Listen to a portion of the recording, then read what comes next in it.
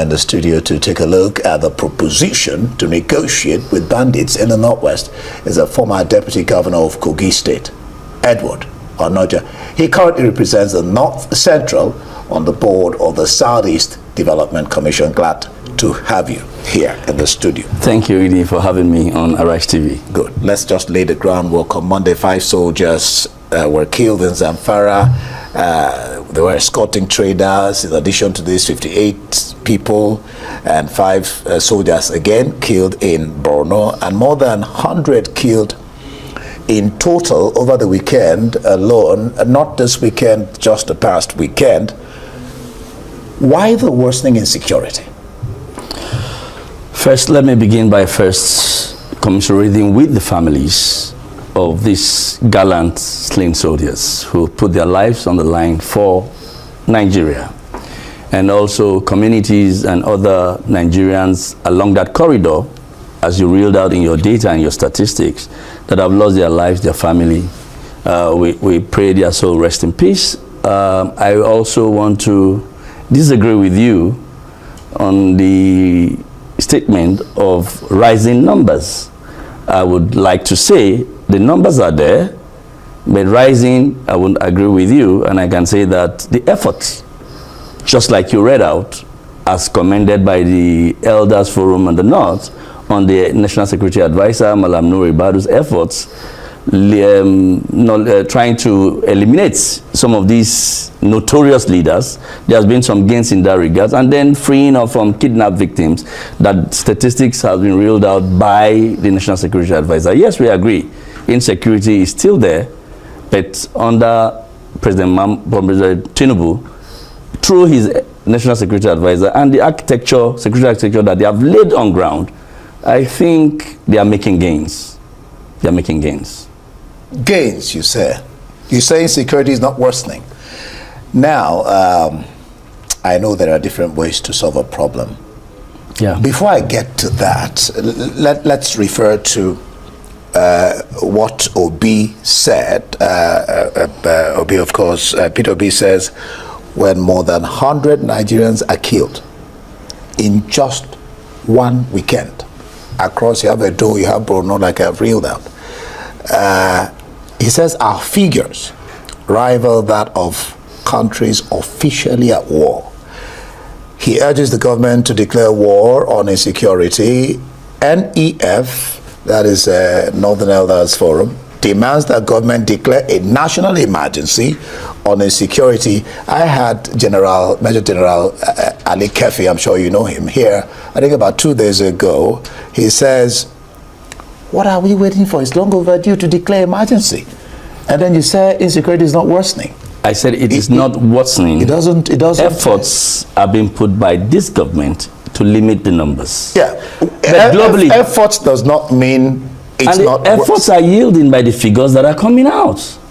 The figures of dying people. Of people being eliminated, the leaders, the notorious bandits, their leadership, because when you get the head off, you actually neutralize the real foot soldiers. So that is one. And we should at least, whilst reeling out these numbers and statistics, let's also reel out successes. Yeah. Because that's what will give some level of hope to our citizens on the one hand. And you also agree with me that security is actually the task and the job of every Nigerian citizen, including the media. We will commend what you're doing by letting us know. You quoted former Governor Peter Obi, one of the presidential candidates in the last elections, as saying when 100 people, it means the country is at war. Just over a weekend. I disagree with him. Nigeria is not at war. Nigeria cannot be at war. Even when these figures exist, you won't say that Nigeria is at war because they are flashes. It's not daily. In the last 3 months, were 100 Nigerians killed in 1 week? No. But these incidences have occurred. How do we deal with it? I think that should be the way forward. That should be the statement that should be coming out from the voices that should be coming out from supposed Edward, these are not just numbers. They are human beings. And that's why I started by commiserating with their families. Because that's great loss. I didn't begin without that. Yeah. Because if it comes close to me, I'll feel it. We've all lost people. Oh, yeah. We've all lost people. And we know what it means to lose somebody. But that's why some say you can't call them flashes. But to say that these numbers does not also show that there are deliberate efforts by government to neutralize the leadership of these bandits that existed prior to this government. Okay, let me support you a little bit, talking about efforts. Let me just support you a little bit. Very well. That's what the media should do. No, we're doing everything we should do. I hope I have this. Let me just show you. I think over the week, somewhere over the weekend too, Nigerian army said troops arrested 11 terrorists, actually terrorist logistics suppliers, breaking their chain in nationwide operations. Now I have 4 questions under this, if it's supporting your argument. You know, one, I put that question across to Mediterranean Kefi. Can we say Nigeria is winning the war in the face of worsening insecurity? B, can we intensify this sort of action? C, what, if any, is stopping more and more of this being done? And what amount of damage do you think this arrest of logistics suppliers can do to your organization, these terrorists? You can take those questions. Oh, let me start by saying, winning the war. Nigeria is dealing with the root causes of this menace and taking out the top heads of this, I'll call them criminals. Like the Sarah and Sarah, the 2 of them that were arrested. Criminals. In fact, I read something, I can't be certain, but I did read something that one of the leaders was neutralized somewhere in Kogi, my state, today. I saw it before I got in here. Okay. So, you know, it's common knowledge, it's logical. When you take out the head, you practically destroy the foot soldiers. And the logistics, like you said, I'm not a security expert. Yeah. But I also know that during war, because I'm a voracious reader, so I understand that when you cut off supplies, especially logistics, food, water, medicine, drugs, as the case may be, from reaching the enemy, you will so starve them to a point that when you get your foot on the field and in the battlefield, you will just neutralize them, because they would have been weakened, they would have been starved, they would have been depressed or being confused, and you can actually get in and get the job done. So yes, that arrest of people who are the middlemen of these logistic materials is a great one. In fact, it's a top effort that would yield results in the fight against banditry in Nigeria. I know that drops of water fill the bucket. I know, we say, but Ali Kefi didn't quite. He just felt 11 terrorists. What is that in the midst of what we're going through? 11 terrorists was just like pinching, like a drop of pin in the ocean. But let's take this further. There are always different ways that I was leading to before to solve a problem. But negotiating with terrorists or bandits, does that not signify a failure of the government to effectively tackle this problem? This is because the NEPG, that is Northern Elders Progressive Group, said dialoguing with bandits is not a weakness. What's the best global practice? Don't negotiate with bandits. There are kinetic and non-kinetic methods. Yeah, but you asked me global practice, they said don't negotiate with bandits. You use carrot and stick. It can't be a one cap fits all. Yeah. It has to be different means, but the ultimate goal is peace. Yeah. Solving the problem. So you use kinetic, it solves the problem to a level. You use non-kinetic if it solves the problem, like they acknowledged that the efforts of Malam Nuhu Ribadu, the NSA. the NSA. It was actually a mistake on their part because he did not directly say that he's go. No. He talked about non-kinetic, yeah. But he did not directly say go. I think in one forum he even said we've always told these people don't pay ransom because ransom means you're negotiating with them. Not necessarily. Ransom means you are paying them to stop doing what they are doing. Negotiating. You would have negotiated with them to get the figure you want to pay. It does not drill down to money all the times. But some people will voluntarily want to surrender for them to be alive and be reintegrated into the community. So it is not always about payment of money. But on their call, they are Northern Elders Forum. They live in that region. They understand the challenges in that region.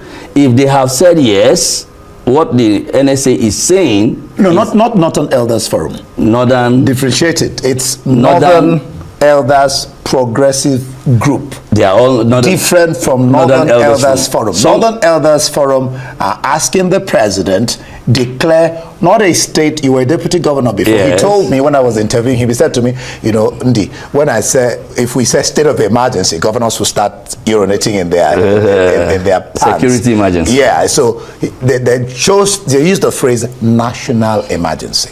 I agree with you that that's the opinion of the one group of from Northern Elders. Yeah. Then there's another opinion from another group. NEPG. They are all Northern Elders. They understand their terrain. They understand the pain. They understand what's happening. What they are ultimately seeking is peace. Because once there is peace, everybody is happy. And if you can use both methods and still get back to that target, which is peace, why not? You know how you relate with your children. Sometimes you cuddle them to make them do things. Sometimes you to make them do the right thing. It's two ways leads to the market. I mean, many ways. So I agree with both ends. Children is oversimplifying it because these are criminals. These are terrorists. Yeah. Let's use the correct word for them. In the past, sorry, I'm not telling you. In the past, Nigeria had used that method and it had worked. Niger Delta region, recall? They were not terrorists. I won't call them terrorists, but they were still people who were disturbing states. Yeah, they were non-state actors. And kidnappings were happening, killings were happening. So it's all deaths, ultimately. So you support? So I support that both methods are ideal, but it must be laid down with laid down rule. It must be transparent. They must carry the community along with them and the governors of the states. I sense a sarcastic statement from that press release when they said not to be using government resources for condolence visits. For crying out loud, people have lost lives. If a governor goes to condole with them, it doesn't mean that he's not doing his job. He's doing his job. But to say you must condole with people, you must commiserate with people, it's just normal. That's what leaders should do. So that sarcasm, I really didn't like that part of their statement. Or was it sarcastic, really? I think what they were trying to they were trying to say instead of okay, I think they were talking about being proactive. Let's deal with this issue, so we don't have to go start condoning. In that regard, I would say the NSA, the security architecture, must work hand in hand with the state governors. Yeah, and forge a common front to dealing with this issue once and for all. What do you... A matching order that Mr. President has given to all the security chiefs. Yeah, what do you even make of the fact that some are saying that state governors are not living up to the expectation because they are supposed to be the chief security officers of their states and they pay them security votes? You are formerly a deputy governor. Yeah. I hope you're not going to start defending your constituency. But that's the talk. You've heard it. That are not doing well enough. Even though I will say this, Governor Rada of Katsina, after 2 years of debate or sealing a peace deal with the bandits terrorizing farming communities, has finally confirmed negotiating with bandits. If it's going to bring peace, why not? When you talked about me being a former deputy governor, I would say this. You know, if you've not worn the shoe before, you will not know how it pinches. So people can actually sit at the comfort of their homes and denigrate the governors like they do nothing. But But I can tell you, no governor, as a chief secretary of the state, will sit idle and watch people being killed under his watch. No, no, no, no governor, no governor.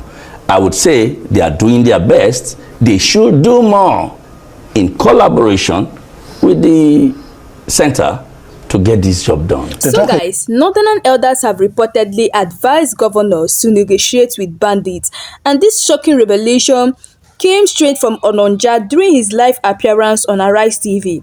Now, this has sparked heated debate across Nigeria.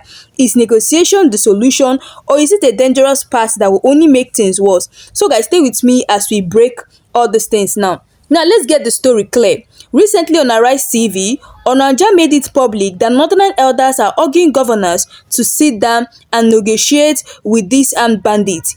Yes, you heard me right. Not fight, not confront, but negotiate. Now, for me, negotiating with bandits is a double-edged sword.